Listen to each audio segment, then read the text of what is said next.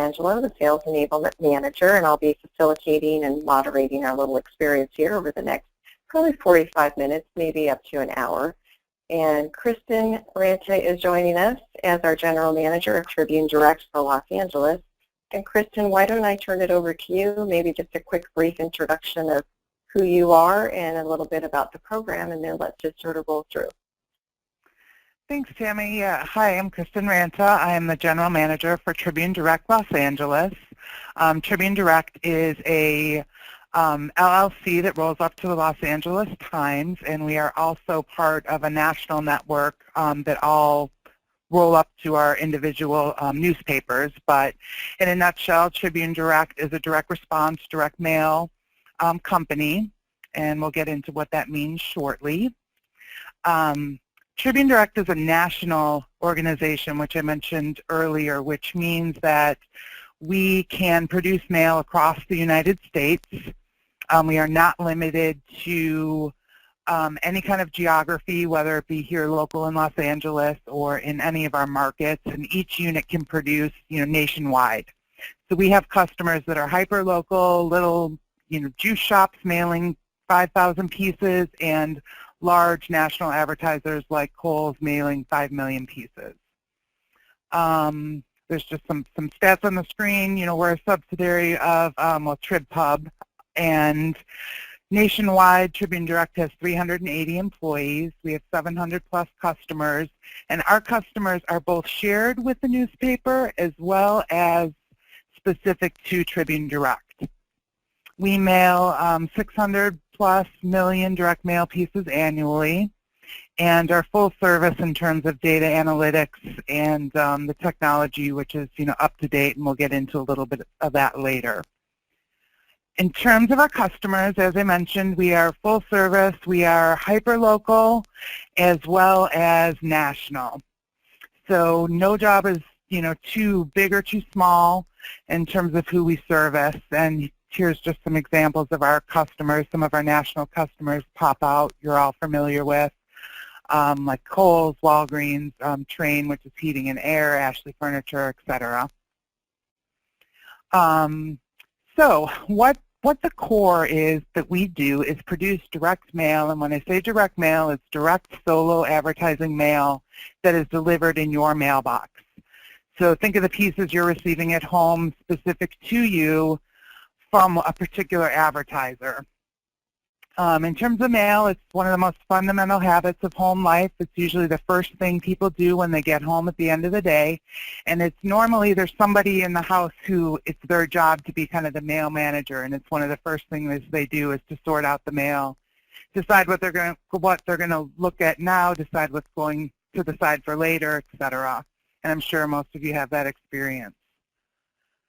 That's so true, isn't it? I mean, that is such a fundamental statement. How funny is that? But that's absolutely true. The first thing you do when you get home is you grab the mail. One of the things that we stress in terms of, the difference of direct mail versus email marketing is that you have to look at the mail to, even if you're not going to, even if it's not of interest to you and it's ultimately going to end up in the trash, you've had to look at it and you have that branding and experience to know what you're going to do with it next. Whereas in comparison, email, you can look at the subject line, you can hit delete without even knowing what it is.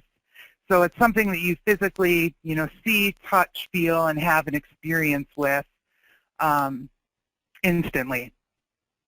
Makes sense. Quick question, Kristen. This is Art.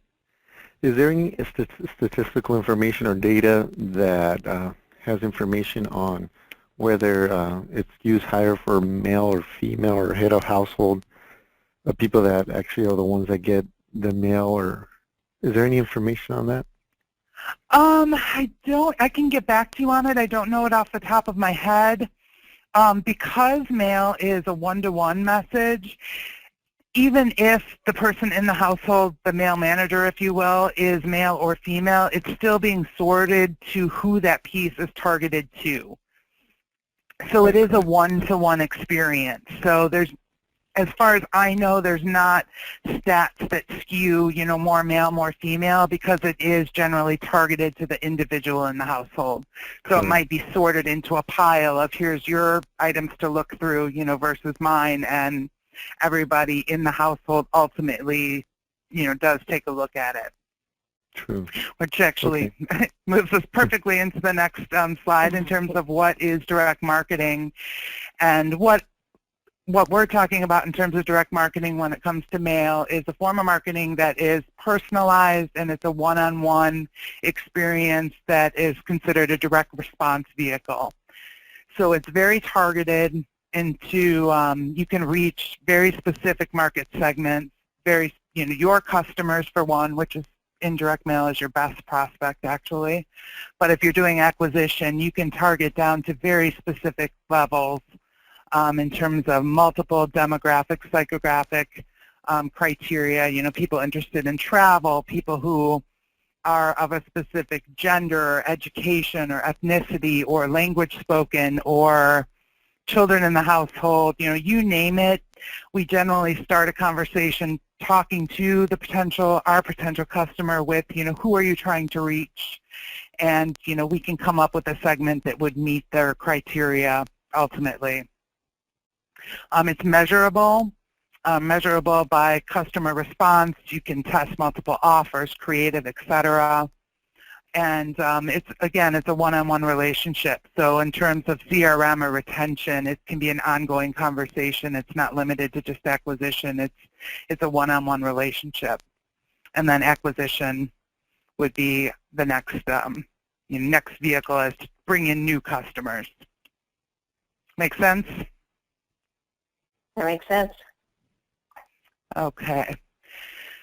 So we touched on this a little bit, but the benefits of direct mail, number one is it's targeted. People in our industry, like to throw around the phrase junk mail, which, makes us cringe a little bit. It's not junk mail if you're sending a relevant product and offer to the right target. If you're receiving information that you are interested in, then it's a targeted program meant for you, and most likely you're going to look at it. If you're blanketing, an area, sending everything to everyone, just like in spam and email, that's where junk mail comes into, people's head, because you might be receiving, a mailer for Pampers, but you don't have kids in your house, So that's the difference in how to use direct mail effectively versus just, throwing everything at the wall to see what sticks. It's personal. It can address customers by name. You can, through various vehicles, tailor it to them. It can be variable to address their specific needs and relate to them in terms of their interests. And we'll get into that a little bit more later. In terms of formats, it's extremely flexible. One of the things that is different by what Tribune Direct produces is we do not have a specific product per se. Everything that we produce is our client's product. So from postcards to letters to brochures, various paper stocks, various, metallic inks, you name it. It runs from one end of the spectrum to a simple postcard to a, 50-page catalog that has multiple ink treatments, including, foil stamping and, very high-end products. It's measurable. We can look at the response or inquiries that it generates and give metrics as to what worked, and that allows you to put together testing strategies, which will help your customer, increase their results down the road. And then also, it's cost-effective if you're using it properly and targeting the message to the people you want to reach. In comparison to other channels, direct mail can be expensive, mainly because of postage. However, if you're limiting who you're mailing to only your targets, then it becomes a very cost-effective way to target down, right to your particular demo versus reaching multiple folks that don't necessarily meet your criteria. In terms of who is the audience we can reach, my favorite answer is anyone in the United States that has a mailbox. Our reach is not limited to any geography. It's not any particular quantity. It's really vast. We actually can reach folks in Canada or Mexico as well. Majority of our clients are just domestic, but important thing to remember is that we are nationwide. Anyone that has a mailbox could potentially be reached through direct mail. In terms of the audience, a few different segments here. One I mentioned earlier, current customers. Current customers would be your best possible target for ROI on direct mail. Think about, these are people who have bought for you in the past. You have a relationship with them. They know you. So getting them to repeat a purchase through direct mail is has a very high ROI. In terms of going for acquisition, there's just unlimited amount of criteria you could look for. A prospective customer in terms of an interest area, antique lovers, cat owners, casino gamblers, travel, fitness enthusiasts, etc. You name it, we can probably find a segment. With a few exceptions, one being anything that is covered by HIPAA, and health-regulated health. Medical information is protected, as well as specific information on children. You can get to households where children are, but not specific information about children 13 and under because it's covered by law. It's not legal. In terms of demos, same thing. Homeowners, high school graduates, ethnicity, language, presence of children, age, income, house value. Again, you name it. The list is far too long to go through all the criteria, but in conversation with your customer and digging out what their wish list would be, we can probably come up with something that hits that target. And then, go ahead. I have a question about this. So when you look at our customer base, I think you said we have 700 plus customers. Do you find that majorly we're helping customers reach current customers? What is sort of the mix or the ratio between acquisition of new business that you find in our own customer segment, with our customers? It's probably 50-50, I would say, in the mix of our customers. The big retailers we're working with, like we work with Kohl's, we work with Macy's, those are mailings where they are mailing to their customers. If you're a Kohl's customer, you're probably familiar with the piece. It comes out monthly. There's a Peel to Reveal coupon that gives you an offer of 10, 20, or 30% off, which is basically related to where they have you categorized, as a customer in terms of your spending habits. Okay. Same thing with Macy's. It's, if you're a Macy's customer, you probably receive multiple pieces. The program that we most frequently do are mattress. It's mattress sales. It's people that have bought mattresses in the past. And then on the flip side of that, one of our largest customers, LA Fitness, is acquisition. They are constantly trying to bring in new members. So they are targeting a pretty broad reach because anybody potentially could be a fitness client. And they're trying to bring in new business. So it's really a split 50-50. And what it comes down to is what's the customer's objective or goal for the program. Are you trying to increase sales from your current customers, or are you trying to increase sales by bringing new people into the door? And sometimes it's both. What we find is the dollars in terms of budget, marketing budget, tend to be split, whereas if you're talking to customer and they're trying to increase sales, that would be more of a retention strategy, whereas if you're trying to bring in new customers, it would be acquisition. And they generally have budgets for both, at least in the larger, larger size company, and a different strategy for both. Art, do you have any questions? Do you want us to keep rolling? I'm good, thank you. You good? Okay, and then the Oh, no problem. The last point in terms of targeting everyone, we also have data that is national resident file, which would be everybody, you know, all residents, and where it would make sense to reach all resident would be for something like a grand opening. You know, you want to let everybody around that location know that you're there and opening. Also, like an LA Fitness or a company that's a little more broad-based, like a restaurant where anyone could potentially be a customer, you may not want to target, and you might want to reach everybody, you know, in a radius around your location. And that's more of a branding and awareness program than a targeting. Perfect. In terms of what we can produce and deliver, again, you know, we're pretty much unlimited in terms of format.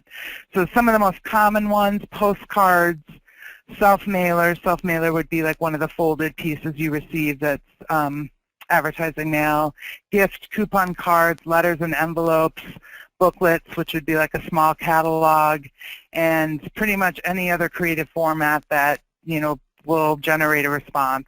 There's no limit to it. It's all over the board. I couldn't, you know, there's some common sizes, and we can suggest some things if a client is not certain what they're looking for, but most of the time when we're talking direct mail, the client knows what they want. They've mailed it in the past, they have a piece that they've seen that they like, and they have something in mind. And so just to clarify on this, we produce, meaning we create, print, and distribute. So we do everything from beginning to end? We do, though I will tell you 99% of the time clients provide their own creative for direct mail. It tends to come out of a marketing department, and they are providing the creative, and we are printing and mailing it for them. We do have the ability. Where do we print? Is this an Irwindale printing thing too, or do we take advantage of other locations? The print is actually done through strategic partners that we have identified, both TribDirect prints with them as well as the LA Times, things that we are unable to print internally. So we have a network of printers that we use based on need, and where we get economy of scale and can be competitive. Does that make sense? That makes a lot of sense. Okay. In terms of one of the other things we touched on earlier is in terms of tracking. One of the things that makes direct mail dynamic is that we can do the back end. It can all be tracked and measurable. A lot of this is contingent on the customer and what information they're able to capture at the point of sale, be it in-store, online, you know, through the mail, etc. But some of the examples here would be like a gift or coupon card, you know, that they're actually bringing in and redeeming that can be coded either for a particular offer or all the way down to the individual. It really depends on what the customer wants to track and their ability to be able to track individuals. Like, for example, if you're redeeming a coupon that's personalized to you at the retail location, they would need an intelligent POS system, which we would have uploaded a file to so that they know when you scan that particular document that that's you redeeming it. So it really depends on their equipment, and it would be conversations that we'd have on the front end to determine what makes the most sense for them. It can also be done by spend, where they're, you know, sending us a file after the sales period, and we can do a match back to show the individuals that that responded to the particular offer because we know we mailed to them. So there's a bunch of different ways that we can do the tracking. Some of the other MICR microcoding is actually the coding on a check, like that, the bottom barcode on an actual check. Magnetic strips on cars, pearls, which are personalized URLs, email opens and click-throughs if it's an email program, etc. And then in terms of the data, again, we can do a match back and then provide reports showing what the response analysis is. And then from there, we'd look at the response and take a look at how it performed and then talk about next steps.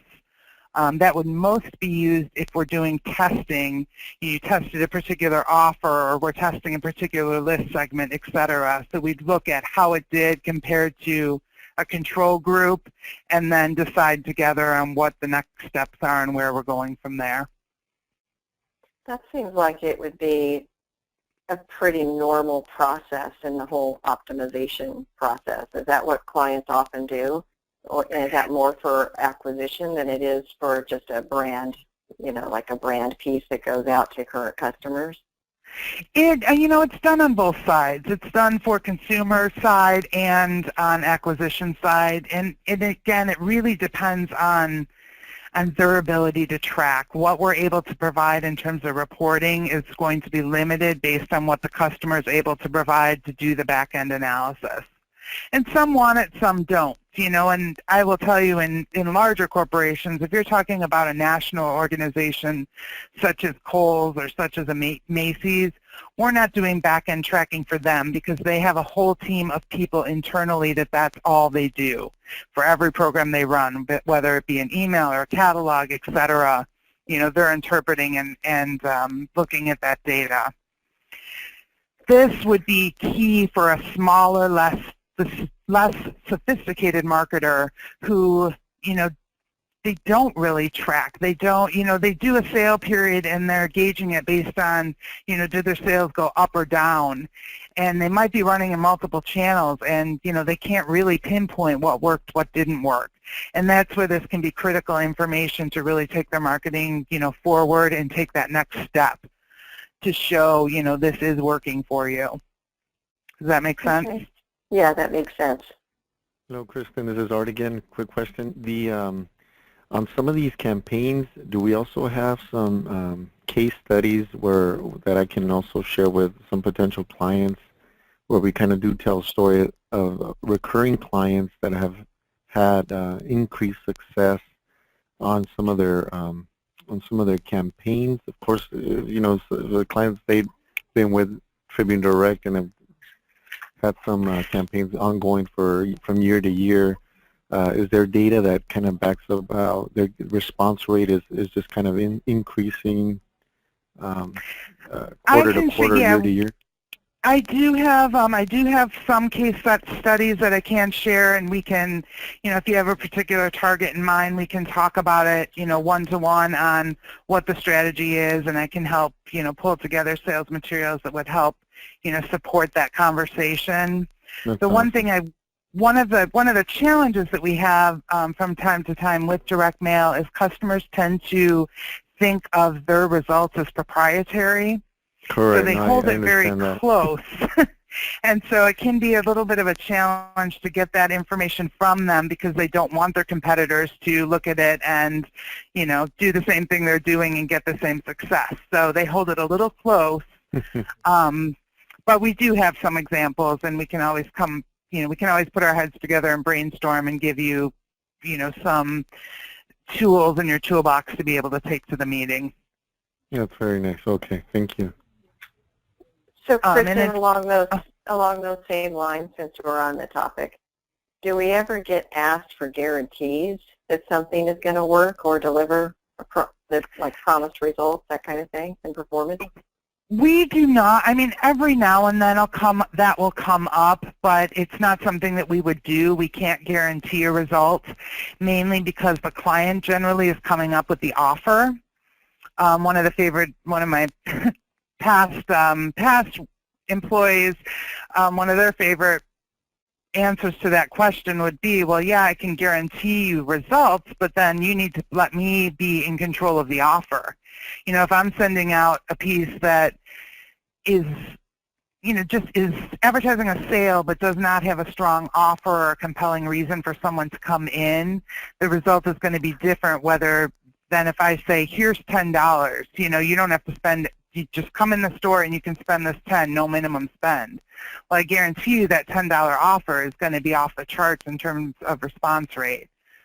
So it really varies. I mean, in terms of what makes direct mail work, the most important thing is the offer, having a compelling offer that is clear and You can see it instantly on the piece when you receive it. And the second most important thing is who you're mailing to. So it's the offer and getting that offer to the right audience that's going to dictate if it works. The actual creative, how it looks, the actual creative vehicle is the, third in line in terms of what's most important. And we see a lot of times people will focus on that creative where it's like that really needs to take a back seat. What's more important is what are you offering? And that's what's going to dictate if it works or not. Excellent. Thank you. No problem.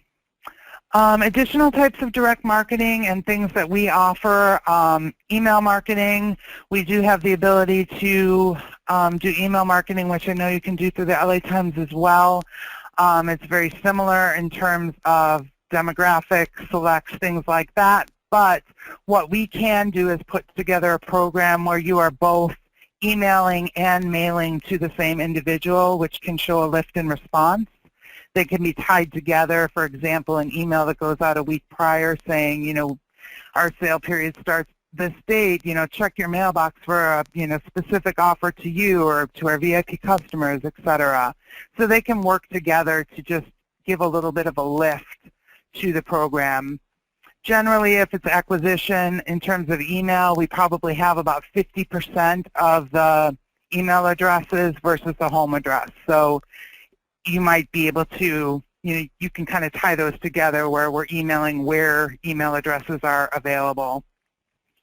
Personalized URLs, if you're not familiar with that, and I think it's showing in here, but it's probably too small for you to see, is tying in, if you see under that login to your personal web page and there's that www.sampleasample.kaplaninfo.com, we can put together a URL that is specific to the individual. Your name can be in it, and it is specific and trackable to the person who receives it. It can be used in email campaigns. It can be used in direct mail campaigns as well. So when you're entering that on the web, you're going to get a personalized message to you. Hello, Kristen, get the education you need for the life you want to live. It would be specific to me, and the flip side of that is when I've clicked on it or entered the information as I've received it, we instantly know that you responded. So in terms of tracking, you are tracking to the individual. It's also a dynamic way that people can interact with the piece. And whether you do it or not really depends on the goal of the campaign. This would be used more often if you're trying to drive traffic to a website.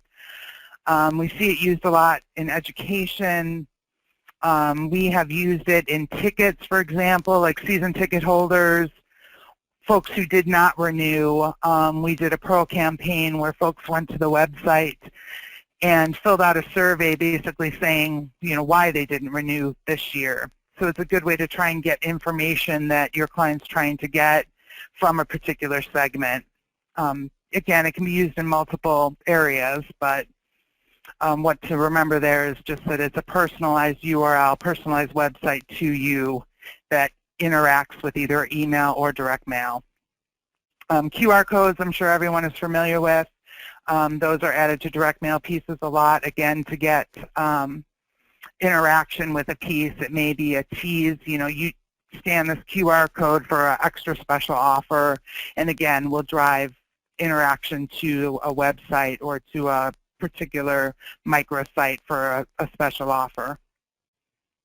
Questions there? No. Okay. Email marketing, I'm sure everybody is familiar with, but again, it's it's fast. It can be done fast, 3 to 5 days to implement it.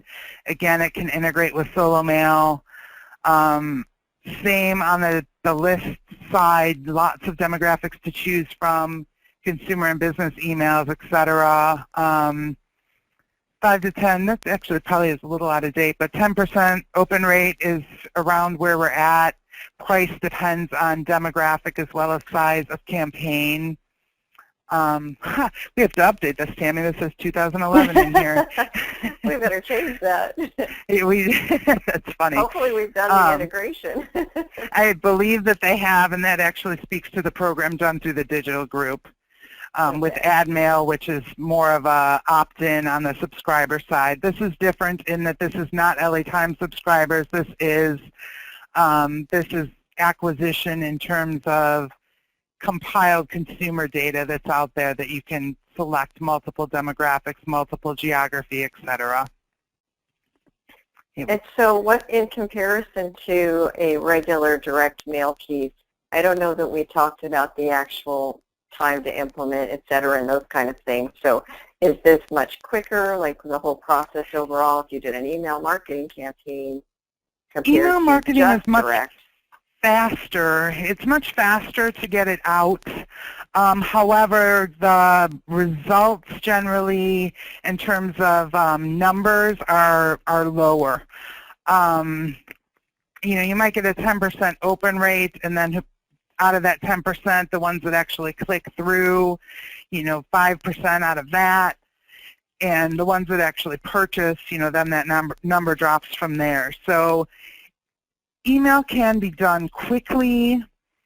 It's low cost in terms of your overall cost per thousand. You can reach a lot of people. However, it's not. It depends on your goals. I mean, I think email can be overused a little bit, so it needs to be very strategic. The difference, I mentioned at the start of this, email can be very quickly deleted without anyone ever looking at it. If you're emailing a customer base, that's a different story. That actually has very high open rates and high response rates. But it's different because now you're in a one-to-one relationship, and you have most often told the company that you want to hear from them in this manner. So it's kind of a different animal versus acquisition email, which is what we're talking about here. Okay. So, sorry, Kristen. It's hard again. With the email marketing, with respect to numbers of, so let's say I want to reach business owners in Chicago and New York and LA, do you have those numbers available as to the number of thousands of emails that are going to be sent out to that specific group?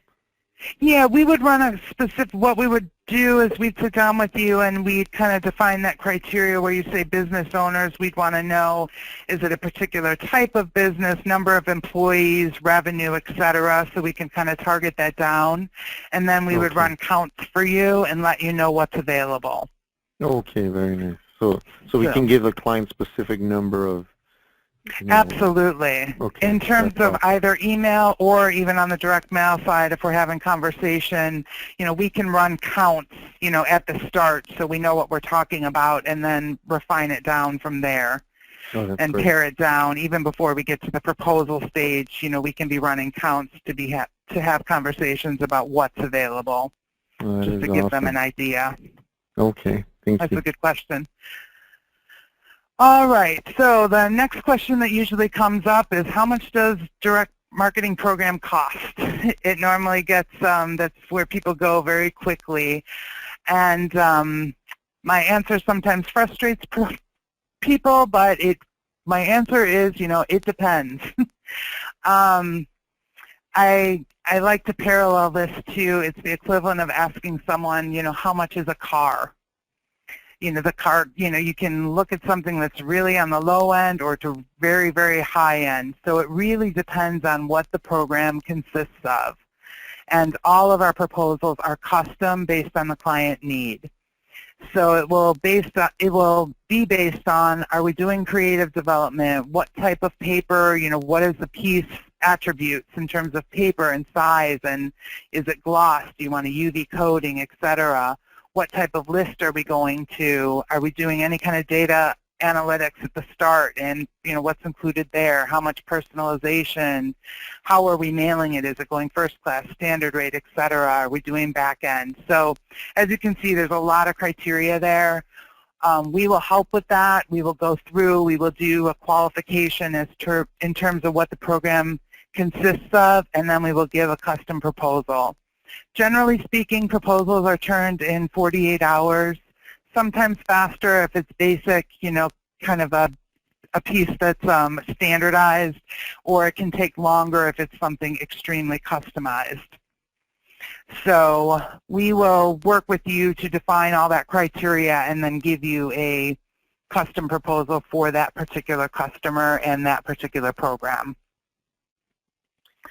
So, Kristen, I know we talked about, we're going to end this by talking about, next steps or who to work with and that kind of thing.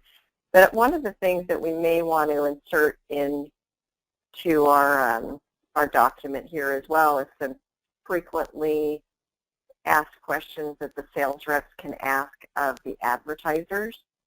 So okay. I know we started to kind of talk through some of those, and I can add it into the package later as I publish it out to the team. But Art, just so you know, I mean, you have someone who helps you. So the general line sales force is not responsible, obviously, for being the primary on direct mail. So Right. You'll have, someone to help you. But there are definitely some things that you can do immediately, on your own to make sure you weave them into your own needs analysis and some of the questions that you ask.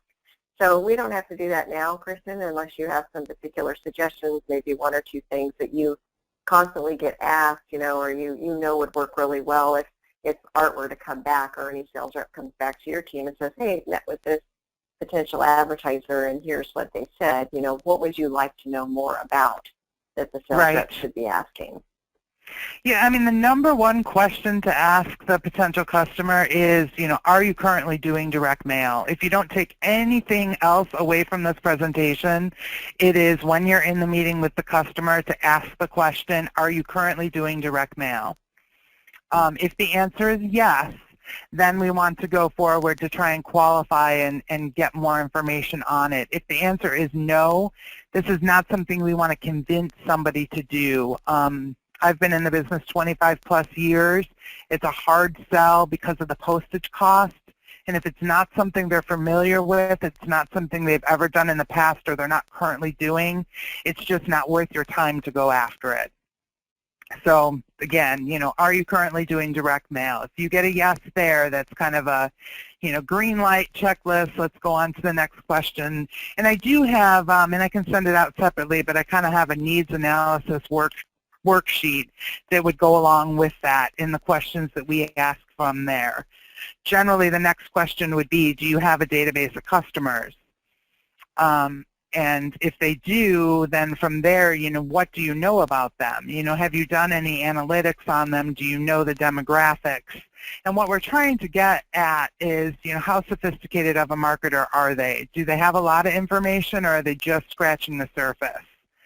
And that will impact, how our presentation goes forward and what we bring to the table in terms of a suggestion for them. Perfect. Again, so there's the needs analysis. Kristen? Sorry, Kristen. So if a potential client is like, this is what we're doing. We're doing this with a competitor. We are doing direct mail with a competitor. Can you beat this rate? And they give us that number. Can we, outbid them, or how is that process? We would, if we get to that point and they say, yes, we're currently doing direct mail, we're using a competitor, we'd be interested if you can get to their rate. What we would want to get is all the criteria in terms of what they're doing, the frequency, the quantity, who they're mailing to, et cetera. And then we certainly can put in a competitive bid. But what we would want to do is get all the details so we could take a look at it and see, are there things we can bring to the table that our customers do not? Are they not doing any kind of analytics?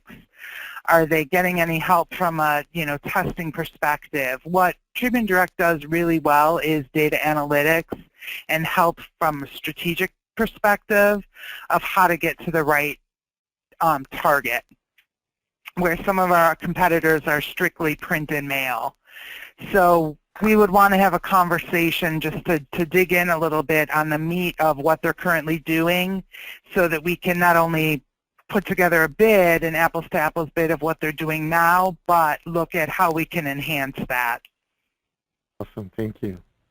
That's great.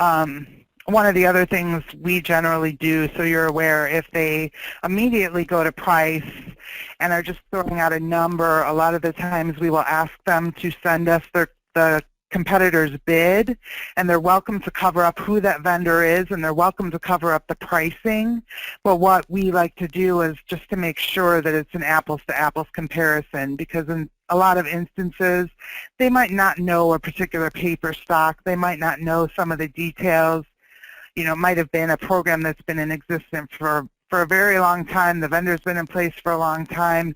They might not know all the specifics. So that helps us make sure we're doing an apples-to-apples comparison.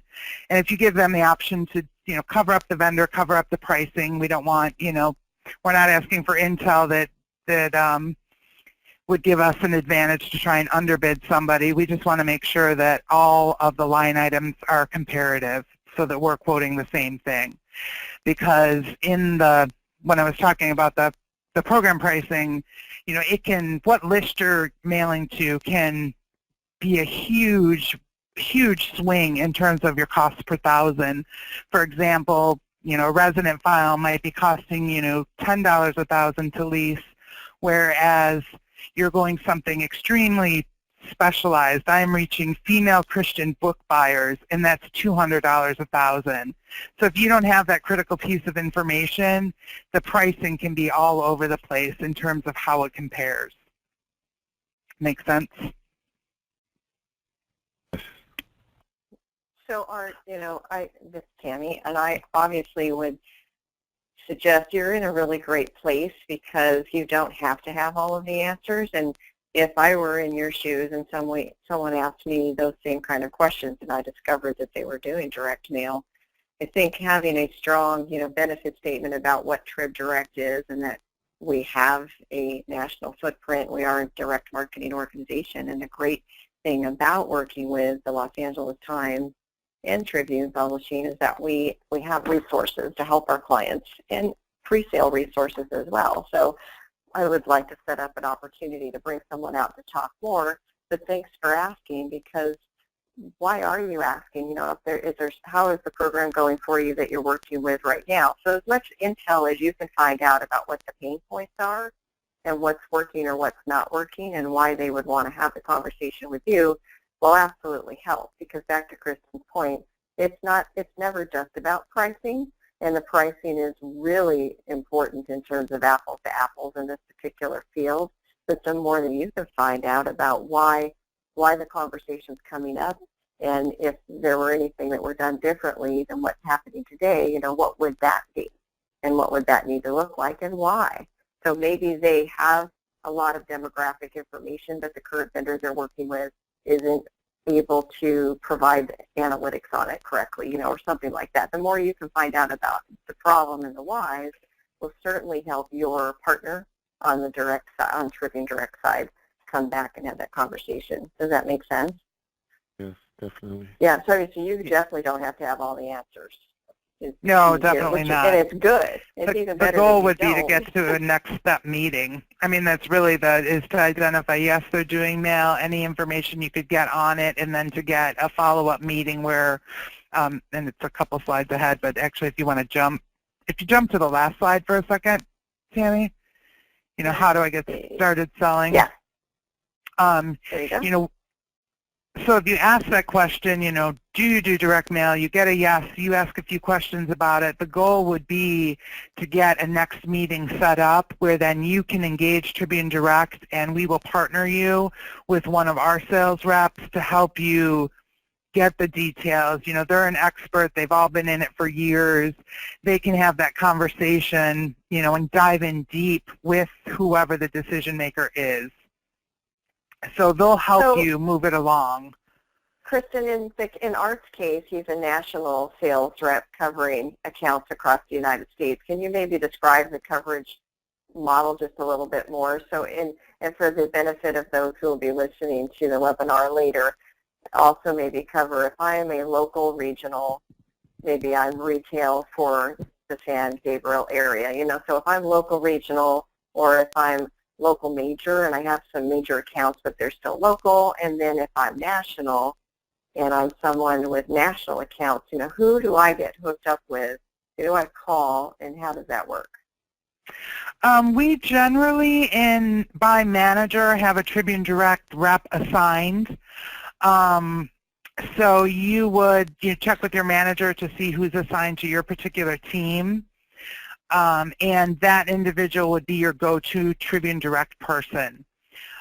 Because you are national, it's a little bit different, and we can talk about it offline. I do have a rep who I would partner you with just based on his experience with national accounts, and he would be your go-to person. Once you get that, yes, we are doing direct mail, you have it qualified, he would be the person you would engage who's going to, help you have that next step, the conference call or the meeting, to flush out exactly what the program is, to help try and find that valid business reason so that they want to, keep moving forward with you. Direct mail in particular on a national level can have a very long lead time.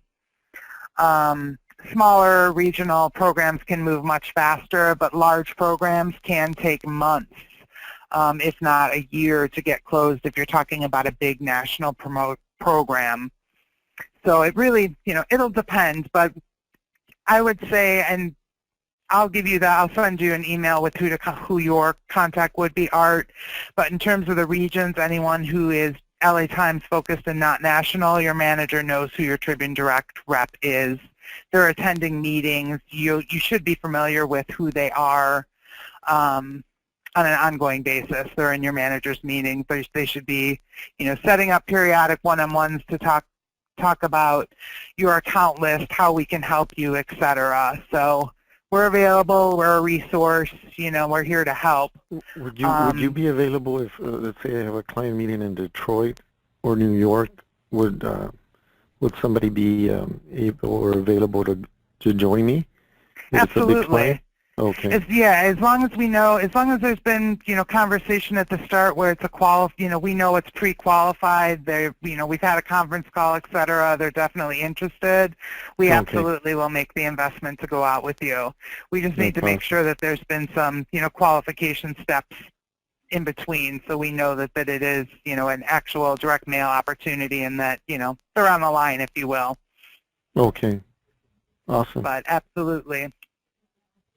So, Kristen, I'm going to take it back one slide so we don't skip over that. And I know you talk a lot about how direct mail budgets are typically separated from the media advertising budgets, and that probably applies to this slide as well. But let's go over this, and then we can recap. It does. So who the direct marketing contacts are generally different than your media contacts for folks placing ROP and things of that nature. Direct marketing contacts are typically in the marketing department. They'd be in database marketing or CRM marketing. A lot of divisions have actual direct mail management or procurement departments. So it is different. It's not going to be a media buyer. A lot of times in your conversation, if you are talking to the person who is handling media and you ask, are you currently doing direct mail, they may say yes, and maybe your next question should be, who is the decision maker on direct mail? Because generally it's a different channel, it's a different budget, which is important to know. Folks are not going to shift dollars that they had earmarked for media in terms of placing advertisements in the LA Times, digitally on the site, etc. They're not going to take those dollars and move it into direct mail. Direct mail is a separate budget. It's generally direct response dollars. And it's just a different bucket of money that we can pull from. So I just want to make that clear because it can be a fear that folks have, oh, they've been spending money with us, I really don't want them to shift the dollars. That is not a worry to have when talking about direct mail.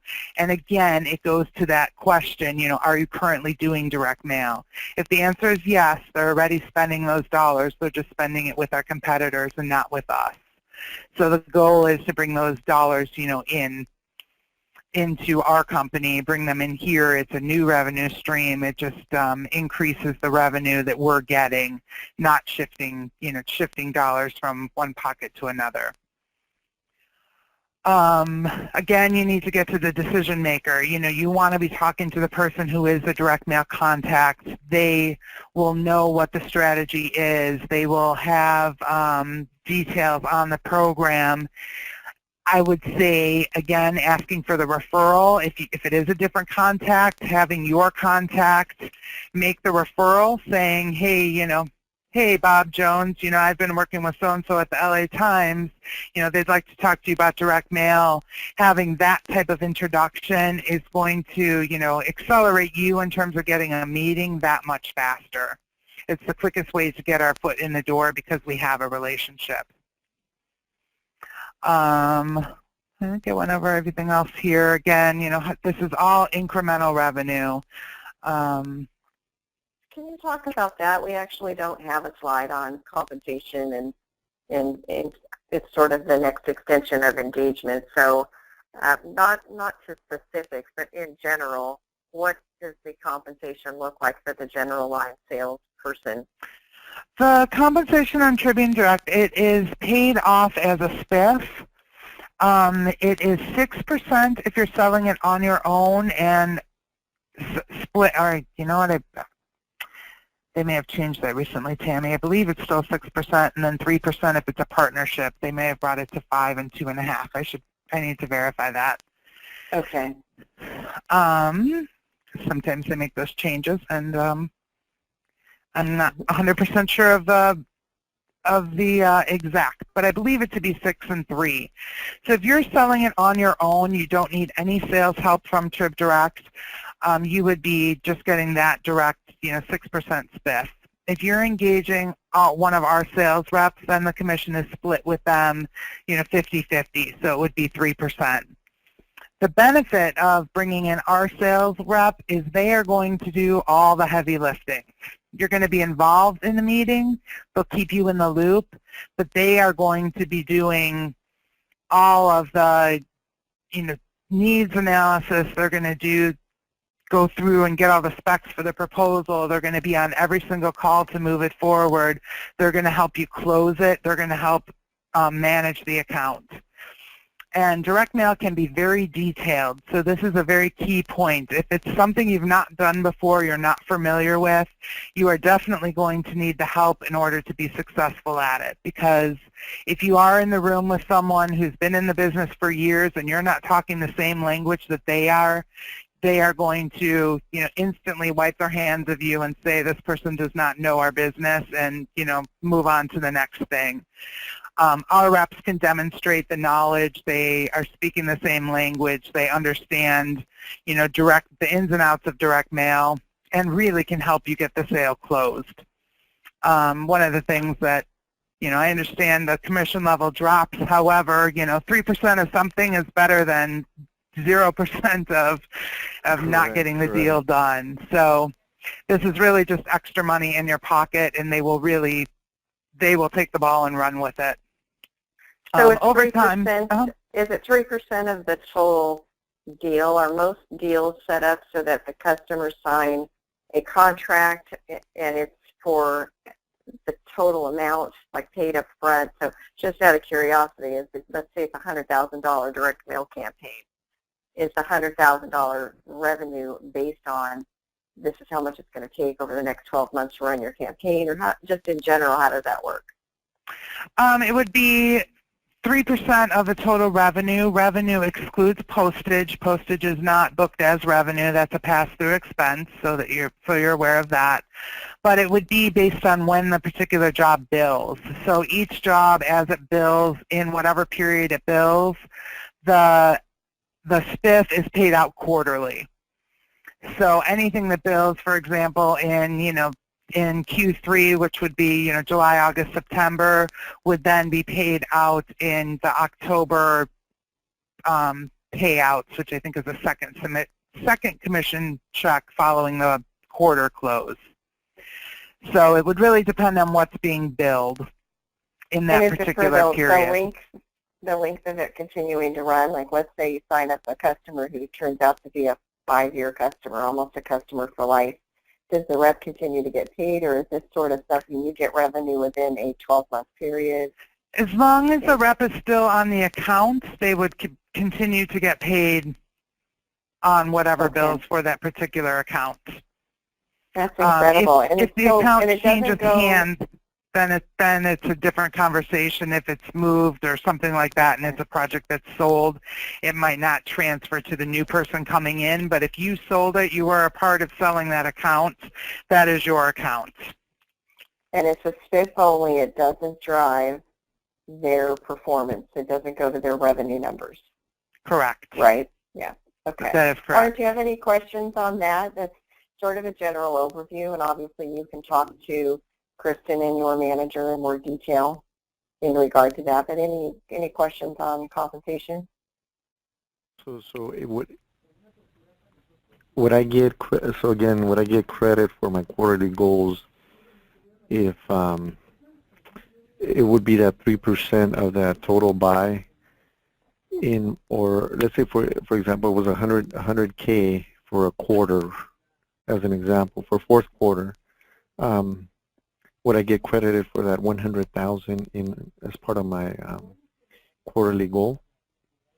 You would not. It does not count to your goal on the, your goal on the, in your instance, it would be on the OI side or the LAT side, but it's paid out as a separate SPIF. So it's more of a, it's more of on top of whatever, wherever you are in your goal. It's specific to that particular deal, and it's paid as a SPIF, but does not count to goal. Does not, okay. Excellent. Okay, good question, Art. So, Kristen, thank you so much. I think from a follow-up perspective, I will send the link with this recorded webinar out to the group and follow up with you before I do to get any case studies you might have or any data on campaign success, and perhaps a list of those questions that we talked about that would be just great questions that a sales rep can ask on their own for, are you currently doing direct mail, et cetera. And I think that's it. Is there anything else you'd like to add? No, other than, again, the thing to remember is just to ask the question, are you currently doing direct mail? And if the answer is yes, then to engage us in trying to get a meeting with the decision maker. If you take nothing else away from this, it would be every meeting you're at to ask that question, because you never know where you can find those dollars. And even though it doesn't count to your goal, it puts money in your pocket. Good point. Excellent. All right. Well, thank you both very much for attending, and I appreciate it. Thank you. Have a good rest of the day. Thanks, Tammy. Okay. Bye-bye. Bye.